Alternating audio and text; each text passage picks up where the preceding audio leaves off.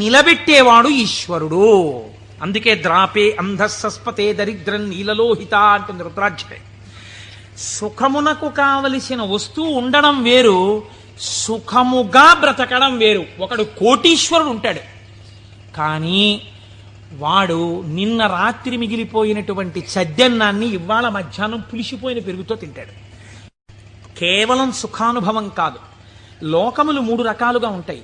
ఒక లోకము కేవలము సుఖాలు అనుభవించడానికే ఉంటుంది, స్వర్గాది లోకములు. అక్కడ దుఃఖము యొక్క స్పర్శ ఉండదు, సుఖాలు అనుభవిస్తారు.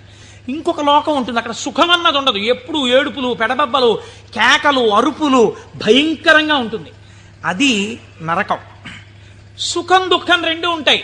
ఓ రోజున తప్పట్లు కొట్టేస్తూ పొంగిపోతూ నేనే నేనే అంటుంటాడు, ఇంకో రోజున కుమిలిపోతూ ఏడుస్తూ ఉంటాడు. అదే భూలోకం. ఇక్కడ కొన్నాళ్ళు సుఖం, కొన్నాళ్ళు దుఃఖం. పొద్దున్న 10ంటికి సంతోషంగా ఉంటాడు, సాయంకాలం 4ంటికి ఏడుస్తూ ఉంటాడు.